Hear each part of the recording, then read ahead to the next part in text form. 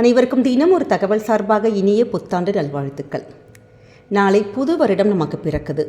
புது வருடம், புது ஆரம்பம், புது தொடக்கம். நம்முடைய வாழ்க்கையில் எல்லாமே நல்ல விஷயங்கள் நமக்கு நடக்கணும் அப்படின்னு சொல்லிட்டு நம்மளுடைய வேண்டுதல்களே அதுவாக தான் இருக்கும். அதற்கு ஏற்ற மாதிரியே நாளை வந்திருக்கக்கூடிய மிக மிக அற்புதமான ஒரு நாள். இது மாதிரியான ஒரு நாள் இது வரைக்கும் நமக்கு அமைஞ்சதே கிடையாதுங்க. அப்படிப்பட்ட சக்தி வாய்ந்த ஒரு நாள், அதுவும் ஜனவரி 1ஆம் தேதி நமக்கு கிடைக்கிறதே நமக்கு ஒரு பெரிய ஒரு பாக்கியம். ஏன்னா அதற்காக தான் இந்த பதிவை நம்ம முன்கூட்டியே சொல்கிறோம். நிறைய சகோதரிகள் இன்றைக்கி வீட்டில் ரொம்ப பிஸியாக இருப்பாங்க. வீடு சுத்தமாக இருக்கட்டும், இல்லாட்டி ஷாப்பிங்காக இருக்கட்டும், அது மாதிரியான விஷயங்கள், கடைக்கு போகிறது, அப்படி நிறைய வேலைகள் இருக்கும். அதற்காக தான் முன்கூட்டியே இந்த ஒரு பதிவு நம்ம கொடுக்கறதுனால உங்களுக்கு நாளைக்கு செய்வதற்கு ரொம்ப ரொம்ப ஈஸியாக இருக்கும். எல்லாருக்குமே இந்த ஒரு பலன் கிடைக்கட்டும். எல்லாருமே அவங்க நினச்சது, அதுவும் 1ஆம் தேதி, அதுவுமா நம்ம எப்பயுமே என்ன நினச்சி வேண்டினாலும் வருடத்துடைய முதல் நாள் நம்ம செய்கின்ற வழிபாடுகளுக்கு சக்திகள் ரொம்ப ரொம்ப அதிகம். அப்படி நாளை வந்திருக்கக்கூடிய மிக முக்கியமான அந்த மேஜிக் நேரம் தான் அபிஜித் நட்சத்திர நேரம். இது கடந்த முறையே நம்ம சொல்லியிருக்கோம்.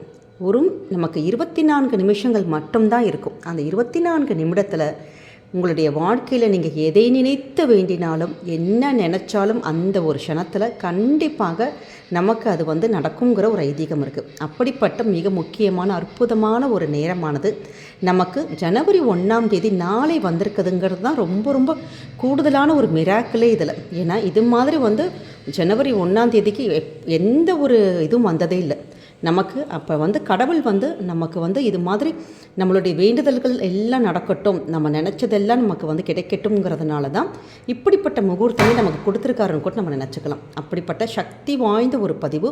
நாளை நம்ம என்ன செய்யணும், அது எந்த ஒரு நேரம், எப்படி வழிபாடு பண்ணணுங்கிற எளிமையான ஒரு விளக்கத்தோடு தான் இப்போ பார்க்க போகிறோம். பதிவுக்குள்ளே போகிறதுக்கு முன்னாடி நம்முடைய சேனலை சப்ஸ்கிரைப் பண்ணாமல் பார்த்துட்ருக்கோங்க, கண்டிப்பாக சப்ஸ்கிரைப் பண்ணிக்கோங்க. அப்போ தான் எங்களுடைய எல்லா நல்ல நல்ல பதிவுகளுமே உங்களுக்கு உடனுக்குடனே வரும். இப்போ பதிவை தெரிஞ்சுக்கலாம். நமக்கு எல்லாருக்குமே தெரிந்தது மொத்தம் 27 நட்சத்திரங்கள்.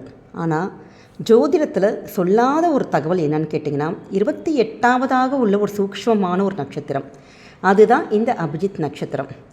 உத்திராடத்துக்கும் திருவோணத்துக்கும் நடுவில் உள்ள இந்த சூக்ஷ்மமான ஒரு நட்சத்திரம் தான் அபிஜித் நட்சத்திரம்.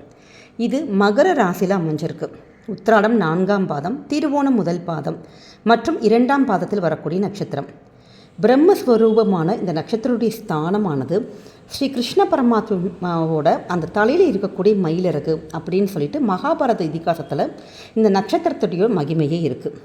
இதற்கான ஆன்மீக விளக்கம் என்னன்னு கேட்டிங்கன்னா, மகாபாரதத்தில் இந்த குருஷேத்திர போர் ஆரம்பிக்கிறதுக்கு முன்னாடி சகுனி சகாதேவன் கிட்ட போயிட்டு எந்த நேரத்தில் போரை தொடங்கினா வெற்றி பெற முடியும் அப்படின்னு கேட்குறாரு. ஆனால் சகாதேவன் ஜோதிடத்தில் மிகப்பெரிய வல்லுனர். அப்போ பொய்யே பேசக்கூடாது. அப்படிங்கிற பட்சத்தில் எதிரிகள் இருந்தாலுமே உண்மையை மறைக்காமல் அவர்கள் வெற்றி பெறும் அந்த நேரம், அந்த அபிஜித் நட்சத்திரம் தோன்றக்கூடிய நேரத்தை குறித்து கொடுத்து அனுப்பிட்டார். இதை பார்த்த ஸ்ரீகிருஷ்ணர் அந்த நட்சத்திரத்தில் கௌரவர்கள் போரை தொடங்கினா கண்டிப்பாக அவங்க தான் ஜெயிப்பாங்க அப்படிங்கிறனாலே தன்னுடைய மயில் இறகால வானில் இருக்கக்கூடிய இந்த அபிஜித் நட்சத்திரத்தை எடுத்து மறைச்சி வச்சுக்கிட்டாராம்.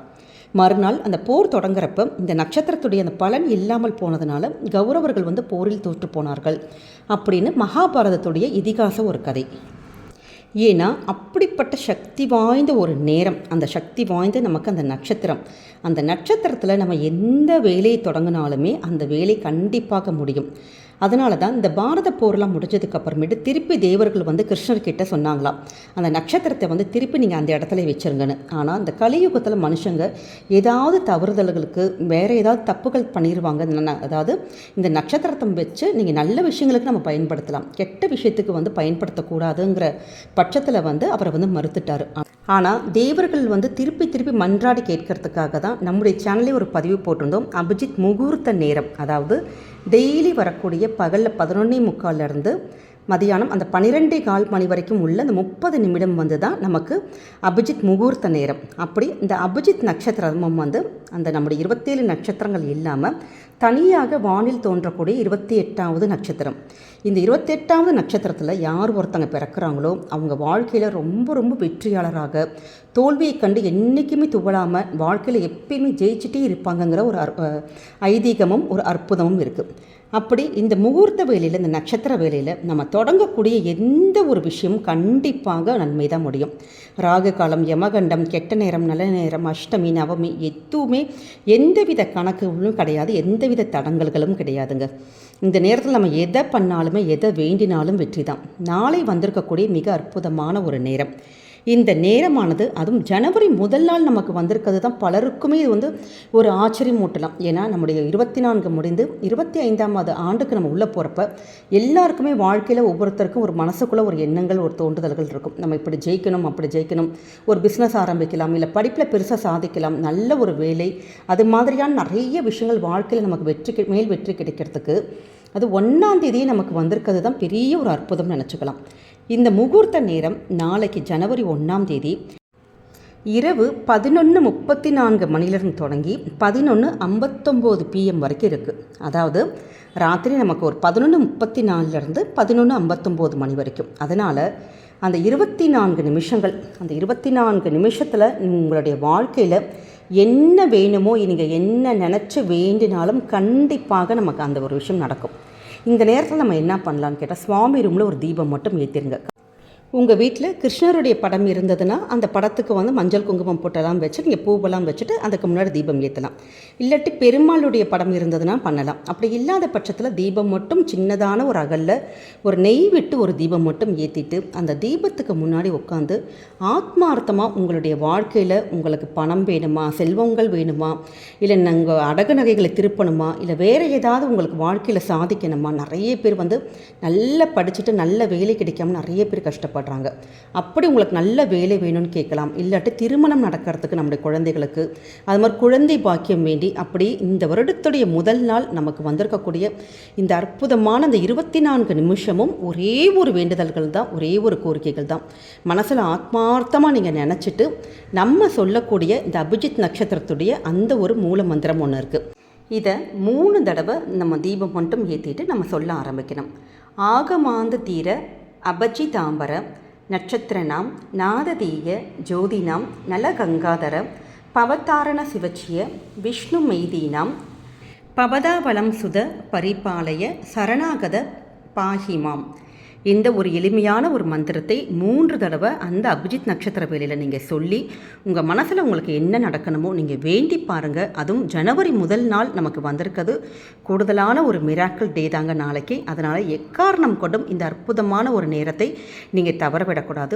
இது உங்களுக்கு யாரெல்லாம் உங்களுக்கு நலம் விரும்பிகள், ஃப்ரெண்ட்ஸு, ஃபேமிலி மெம்பர்ஸ் இருக்காங்களோ அவங்க எல்லாருக்குமே ஷேர் பண்ணுங்கள். ஏன்னா அவங்க கண்டிப்பாக நம்ம முதல் நாள் செய்கின்ற இந்த ஒரு புண்ணிய விஷயமே நம்முடைய வாழ்க்கையில் நமக்கு பலவித நன்மைகள் கண்டிப்பாக ஏற்படுத்தி கொடுக்கும். இந்த அபிஜித் நேரத்தில் எக்காரணம் கொண்டும் நம்ம நெகட்டிவாக பேசுகிறது, அடுத்தவங்க கெட்டு போகும்னு நினைக்கிறது, அது மாதிரியான ஒரு விஷயத்துக்கு இந்த நேரத்தை பயன்படுத்தக்கூடாது. நம்முடைய வாழ்க்கையில் நமக்கு காரியங்கள் ஜெயிக்கிறதுக்கு, முன்னுக்கு வரத்துக்கு, நம்முடைய குழந்தைகள் நல்லா இருக்கணுங்கிறதுக்காக இப்படியெல்லாம் வேண்டுங்க. நிச்சயமாக நம்ம கேட்ட வரங்கள் கேட்டபடியே கொடுக்கக்கூடிய அற்புதமான இந்த 24 நிமிஷத்தை தயவு செஞ்சு தவற விடாதீங்க. ஏன்னா வாழ்க்கையில் நமக்கு முதல் நாள் கடவுள் கொடுத்துருக்கக்கூடிய மிக அற்புதமான ஒரு சான்ஸ், ஒரு நேரம் கூட எடுத்துக்கலாம். அதனால் கண்டிப்பாக நாளைக்கு எல்லாருமே செஞ்சு பாருங்கள், நிச்சயம் நல்லதே நடக்கும். இந்த ஒரு பதிவு உங்கள் எல்லாருக்குமே பிடிச்சிருக்கும்னு நினைக்கிறோம். பிடிச்சிருந்தா ஃப்ரெண்ட்ஸ் அண்ட் ஃபேமிலி மெம்பர்ஸ்க்கு ஷேர் பண்ணுங்கள், அவங்களும் இதை பார்த்து பயன்பெறட்டும். நம்முடைய சேனலுக்கு சப்ஸ்கிரைப் பண்ணாமல் பார்த்துட்ருக்கோங்க, சப்ஸ்கிரைப் பண்ணி உங்களுடைய ஆதரவுகள், சப்போர்ட்டுகள் எங்களுக்கு கொடுங்க. மீண்டும் வேறு ஒரு நல்ல பதிவோடு சந்திக்கிறோம். நன்றி, வணக்கம்.